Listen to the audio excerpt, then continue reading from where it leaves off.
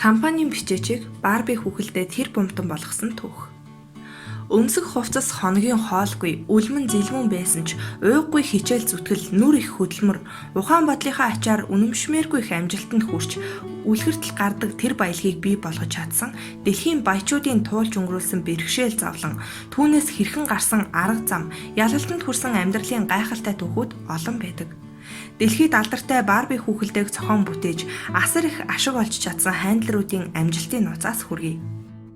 1959 онд Холливуудын нэгэн компани бичээч эмэгтэй Рут анх Барбиг бүтээсэн юм.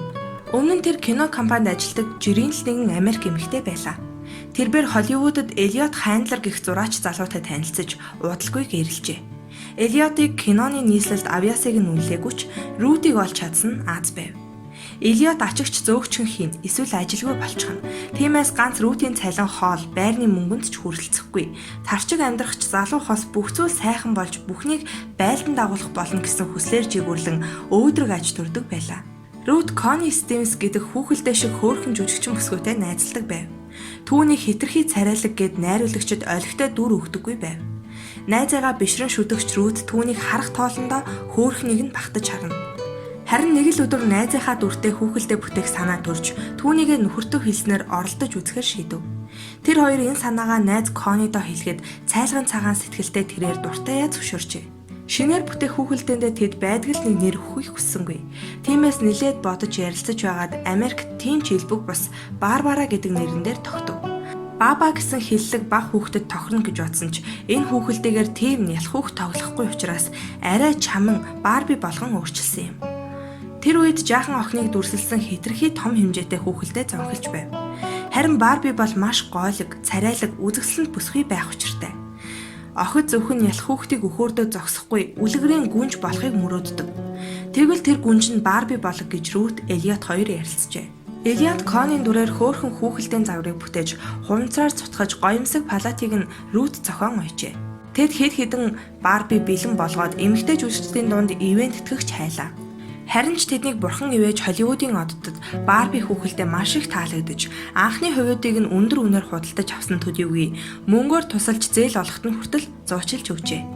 Ингээд л Америкийн мөрөөдөл биелэлээ олох нь тэр. Жилийн дотор худалдан авагчид 8 сая долларын Барбиг охиддоо бэлэглэж амжив. Энэ нь Америкийн бусад бүх тоглоомын фирмийн янз бүрийн хүүхэлдээ зарж олсон ашгаас давж байв.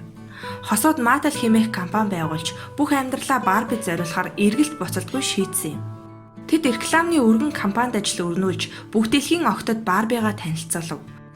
Зохиогчийн эрхээ найдвартай баталгаажуулж чадсанаар элдв дуурайгчид өрсөлдөгчдөд боломж олгосонгүй. Тэд баяжхын хэрээр Барбиг боловсронгуй болгоход их мөнгө зарж байлаа. Өмсгөл гоёлыг нь нэрт модельрүүдэд захиалах болж алдарт Бенетон хүртэл Барбид зориулж бүхэл бүтэн хувцсны цуглуулга бүтээсэн юм. Охид хүүхэлдээтэй хайртай л бол түүнийг гойж гангалах болно. Барбигийн палет, кофт, юбок, сарфан, цүнх нарны халхавч зэрэг элдв жижиг хэрэглэл зүүдэнд жоромгүй хичнээн олон төрөл байдаг гэж санана. Гэхдээ Барбид зөвхөн хувцас хэрэгтэй гэвэл эндүрл болно. Түүнд бас сонирхдаг юм гэж бий. Тиймээс Барбида дугуйт дэшүүр тоглуулагч хав бүр хүүхэлдээ авч өгөхөд хүрнэ. Хүүхэлдээ байж өөрөө хүүхэлдээтэй бас Феррари машин түүний дуртай унаа гэж байгаа. Дээр нь Барби ор хоронтой байх ёстой. Тиймээс наад зах нь 3 таслахаа галтайгаа ванны өрөө бэлтгэх шаардлагатай. Бүр 3 давхар байшин ч авч өгч болно. 1961 онд Барби хүүхэлдээ найз залуутайгаа танилцжээ. Түүнийг Кен Карсон гэдэг. Кен гарамгай тамирчин, сайн найз, нүд булаам сайхан залуу бөгөөд уужим сэтгэлтэй, өгөөмөр, үнэн шийдэмгийн нэгэн гин. Барби үе олон нөхдөдтэйгөө үерхэн баясах дуртай гэдгээ харуулж удалгүй Миж, Кристи, Афлин, Дана, Диди, Дерек гэх олон сайхан найзтай болжээ. Мөн дүү охинтой болсон Скипер гэдэг нэртэй. Кристи бол хайр арьстай бүсгүй юм. Энэ негр эцэг эхчүүдийн сэтгэлд ихэд нийцжээ. Mattel компани Латин Америк, Япон энэтхэх хүүхэлдээч бүтээжээ. Нялх хүүхэдтэй Барби их амжилт олох болно гэж Хандлерын гэр бүл үзэж байв. Тэрхүү хувилбар нь энгийн загвараас 3 дахин өндөр буюу 1 метр байх аж. Барбид балчир үрээ арчлахтан тусалснаар охид амьдралыг таньж мэдэх учиртай гин. Нөгөөтэйгүр бяцхан хүүд маш их зүйл хэрэгтэй. Бас л худалдаж авах болно. Энэ мэтчлэн Барби бол бүхэл бүтэн ертөнц юм. Барбигийн сэтгүүл гэж гардаг болов. Дугааруудад нь Барби болон түүний нөхдийн амьдралд юу тохиолдсныг бичнэ. Уг сценарын дагуу охид тоглоомоо үргэлжлүүлнэ. Мөн Барбид зориулж гаргасан шинэ бүтээгдэхүүнээ Маттлийн сурталчилна. Сүүлийн үед Барбиг дагалдах тоглоомуудын орлого Барбигийн орлогоос 5 дахин давах болжээ. Mattel компанийн каталогт хэдэн мянган бүтээгдэхүүнийг жагсаасан байдаг. Барби цаг үеэс огтхонч хотардаггүй тул жагсаалт байсхийгээ шинжлэгдэнэ. Худалдан авагчид ч Барбитай хөл нийлүүлж алхахаас өөр аргагүй. Зарим хүмүүс тарган Барби, нүдний шилтэй Барбиг гихчлэн өөр дүр төрхтэйг бүтээхийг санал болгож байв.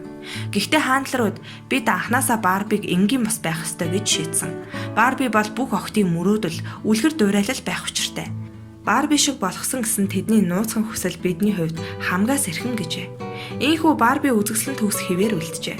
Барууны улс орнуудад Барбигаар тоглож өсөөгүй охид гэж үгүй. Сая бяцхан хэрэглэгчдийн шаардлагад нийцсээр байр сууриа хадгалсаар буй Mattel-ийн амжилтанд татаархмаар. Гэхдээ тэд зөвхөн хүүхэлдээ бүтээгээд л зогссон бол өдийд ийм амжилтанд хүрээч үү үгүй ч үү.